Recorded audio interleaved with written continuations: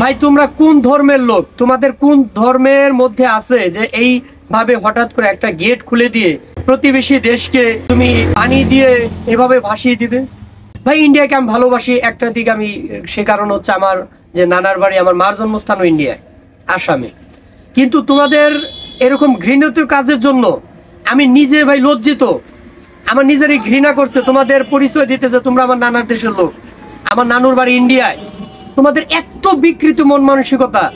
ইন্ডিয়াদের বলতে চাই, তোমরা যত চেষ্টাই করো ভাই, বাঙালিদের কোনোদিনও ব্রিটিশরা চলে গেছে, পাকিস্তানিরা চলে গেছে, স্বৈরা শাসক হাসিনা চলে গেছে, তোমাদের পানিও চলে যাবে, বাঙালিদের কোনোদিন তোমরা এতটুকু ক্ষতি করতে পারবে না। কারণ তাদের আল্লাহ পাকের উপর আছে অটুট বিশ্বাস, আছে তাদের বুকের ভিতর ভালোবাসা, তাদের বুকের ভিতর আছে সৎ সাহস। আসসালামু আলাইকুম সম্মানিত দেশবাসী ভাইরা, আপনারা বর্তমান আমাদের এই দেশের পরিস্থিতি কম বেশি সবাই জানেন।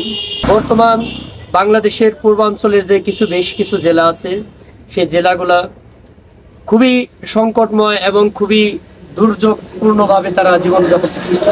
তার একটা অন্যতম কারণ হচ্ছে ভারতের যে এই বাঁধ, সে বাঁধটা হঠাৎ করে পূর্ব ঘোষিত ছাড়া বাংলাদেশের দিকে যে বড় বাঁধগুলো আছে তার মধ্যে একটা অন্যতম বাঁধ হচ্ছে আপনার বুড়িঙ্গামারি নদীর ওইদিকে। সেই বাঁধটা ছেড়ে দেওয়ার কারণে আজকে অসংখ্য মানুষ, প্রায় ৪৫ লাখের উপরে মানুষ, যারা কিনা আজকে বাস্তুচ্যুত হয়ে আছে, যাদের ঠিকানা ছিল বাড়িতে, আজকে তারা রাস্তা যে একটা উঁচু জায়গার মতো জায়গা তাও তারা পাচ্ছে না। যার কারণে আজকে তারা তার স্ত্রী সন্তান বৃদ্ধ মা বাবাকে নিয়ে এতটাই অসহায় অবস্থায় জীবনযাপন করতেছে যা ভাই মুখের ভাষায় বলে বোঝানো সম্ভব না। এই অবস্থাটার জন্য দায়ী আমি মনে করি ব্যক্তিগতভাবে না, সম্পূর্ণ বাংলাদেশের মানুষ এবং ইন্ডিয়ার যে মানুষগুলো আছে এরা প্রত্যেকটা মানুষই জানে যে এটার জন্য দায়ী কি। এটার জন্য সম্পূর্ণভাবে দায় হচ্ছে, আমি যদি ব্যক্তিগতভাবে বলতে চাই, সেটা হচ্ছে যে সম্পূর্ণ দায়ভার নিতে হবে ভারতকে। কারণ তার দেশে জনগণ আছে, সে জনগণগুলা বেশিরভাগ হিন্দু ধর্মাবলম্বী। মাঝখানে একটা এই শেখ হাসিনা পতনের পর একটা ঘোষণা বা একটা নিউজ প্রচার করা হয়েছে যে বাংলাদেশের সংখ্যালঘু যারা আছে তাদের উপর ব্যাপক পরিমাণ এই বাংলাদেশের মুসলমানরা নির্যাতন করছে। আচ্ছা, কিন্তু এই বিষয়টা হচ্ছে একদম সম্পূর্ণ ভুয়া। আমরা বাংলাদেশের কোথাও কেউ সঠিক একটা নিউজ দিতে পারবে না যেখানে কিনা আপনার হিন্দুদের উপর বা সংখ্যালঘু যাদের আপনারা বলেন, আমরা সংখ্যালঘু বলবো না, যে তাদের উপর আক্রমণ করা হয়েছে। এমনও দেখা গেছে যে তারা নিজেদের বাড়িঘর নিজেরা আগুন দিয়ে জ্বালিয়ে দিয়েছে, ভাঙচুর করছে, প্রতিমাগুলো তারা নিজেরা ভাঙচুর করছে। জি জি, আমাদের ধর্ম, আমরা যারা মুসলমান ধর্ম পালন করি বা আমরা মুসলিম ধর্মের, জি, তারা কখনো আমরা কোন ধর্মের উপর আঘাত আনা, এটা আমাদের ধর্মে নাই, অনুমতি নাই।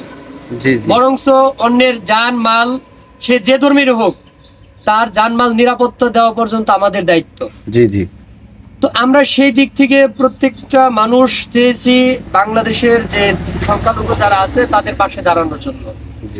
কিন্তু এরই মধ্যে ভারতের কিছু দালালেরা আছে, ভারতের কিছু চাটুকাররা আছে, যারা কিনা এই বাংলাদেশের এই পরিস্থিতিটাকে, এই শেখ হাসিনা পালিয়ে যাওয়ার কারণে ভাবছে যে বাংলাদেশটা দুর্বল, এই পরিস্থিতিতে তারা বিভিন্ন প্রকারে আমাদের এই দেশের উপর চাপ সৃষ্টি করতে চেয়েছে, একবার এক একটা ইস্যুতে।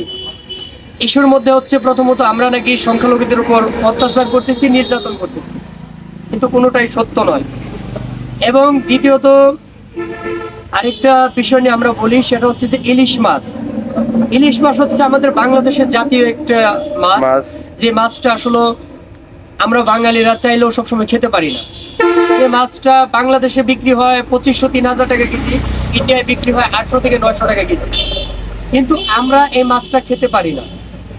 তো আমরা এই মাছটা রপ্তানি বন্ধ করার কারণ একটাই, যে আমরা যেন বাঙালি যারা আছে অসহায় বা নিম্নবিত্ত মধ্যবিত্ত বলতে আমরা যাদেরকে বলি, যাদের আর্থিক অবস্থা একটু দুর্বল, আমরা যেন সবাই মিলে মাছটা খেতে পারি, সে উদ্দেশ্য হলো মাছটা রপ্তানি করা বন্ধ হয়েছে। তো রপ্তানি করা বন্ধ হলো কেন? ভারতের কিছু মিডিয়া লোকেরা এই নিয়ে অনেক নানান ধরনের কথা বলছে, আমি ওগুলো বলবো না। তো আমি শুধু সর্বশেষ একটা কথা আমি বলতে চাই, ভাই তোমরা কোন ধর্মের লোক? তোমাদের কোন ধর্মের মধ্যে আছে যে এই ভাবে হঠাৎ করে একটা গেট খুলে দিয়ে এই প্রতিবেশী দেশকে তুমি পানি দিয়ে এভাবে ভাসিয়ে দিবে? কোথায় আছে?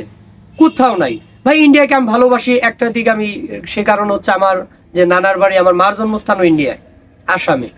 কিন্তু তোমাদের এরকম ঘৃণিত কাজের জন্য আমি নিজে ভাই লজ্জিত। আমার নিজেরই ঘৃণা করছে তোমাদের পরিচয় দিতেছে তোমরা আমার নানার দেশের লোক, আমার নানুর বাড়ি ইন্ডিয়ায়। তোমাদের এত বিকৃত মন মানসিকতা। তোমরা কোন ধর্মের কথা বলো? কোন ধর্মে আছে একজন সাধারণ মানুষকে, সাধারণ একটা দেশের নাগরিকদের এইভাবে পানিতে ভাসিয়ে দাও, তারা বাঁচলে বাঁচলো, মরলে মরলো? কোন ক্ষোভে তোমরা এই কাজটা করছো? তোমরা যদি সুস্থ মস্তিষ্কের মানুষ হতে, তোমরা যদি বিবেকবান মানুষ হতে, তোমরা যদি সত্যিই কোনো ধর্মকে বিশ্বাস করতে, তাহলে এরকম ভাবে বাংলাদেশের মানুষদেরকে এরকম ভাবে তোমরা পানি দিয়ে কষ্ট দিতে পারতে না। তো আমি সবাইকে অনুরোধ করব, যারা দেশ ও প্রবাসী আছেন, সকলে মিলে আমাদের এই দেশের যে সংকটময় পরিস্থিতি চলতেছে, আপনারা প্রত্যেকে পাশে এগিয়ে আসুন। আমি একটা জিনিস জানি, ছোটবেলা থেকে দেখে এসেছি, ৭১-৫২-৫২-এর ভাষা আন্দোলন আমরা দেখি নাই, কিন্তু ২০২৪-এর ভাষা আন্দোলন আমরা দেখছি, নিজেরা অংশগ্রহণ করছি। আমরা একটা দিকে শক্তি স্বাবলম্বী আছি, সেটা হলাম যে আমাদের একতা। আমরা একে অপরের বিপদের সময় পাশে গিয়ে দাঁড়াই। বিশেষ করে প্রবাসী ভাইরা যারা আছে, ছাত্র যারা আছে, তারপর সাধারণ জনগণ, সবাই একতাভাবে কাজ করে।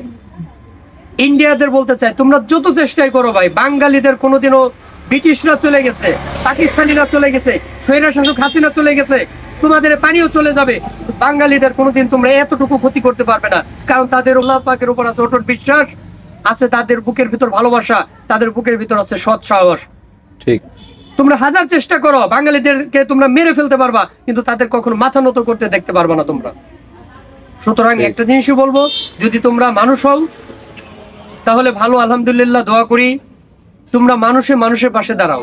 এই বন্যায় যে মুসলমানদের ক্ষতি হচ্ছে শুধু তা না, আমাদের এক একটা গ্রাম অঞ্চলে ১০০ জন মুসলমান থাকলে তার মধ্যে অন্তত ২০ জন বা ১০ জন এ পরিমাণ হিন্দু লোকও কিন্তু আছে। মুসলমানদের যে শুধু ক্ষতি হচ্ছে তা না, তোমাদের হিন্দুদেরও ক্ষতি হচ্ছে, তারাও কিন্তু পানিতে আজকে ভাসছে। দেখো, আজকে মুসলমানদের কাছ থেকে শিখো। আজকে প্রত্যেকটা ঘরে ঘরে, প্রত্যেকটা দরজায়, প্রত্যেকটা স্থানে ত্রাণ নিয়ে যাচ্ছে মুসলমানরা। সে হিন্দু, বৌদ্ধ, খ্রিস্টান নাকি, এগুলো আমাদের দেখার বিষয় না। আমরা মানুষ, সৃষ্টিকর্তা আমাদের সৃষ্টি করেছেন মানুষ রূপে। আসুন আমরা একে অপরের পাশে দাঁড়াই, এবং এই কঠিন সংকটময় সময় আমরা যেন নিজেদের কখনো দাম্ভিকতার পরিচয় দিয়ে আমার 10 তলা বিল্ডিং আছে, আমি থাকবো এখানে, কষ্টের মানুষ করতে দেবো না, তার জন্য না হয়। আমরা প্রত্যেকের দিকে হাত বাড়িয়ে দিই, যেন সকলেই সুন্দরভাবে সুস্থ মতো এই সংকটময় পরিস্থিতি থেকে বের হয়ে যেতে পারে। আসসালামু আলাইকুম।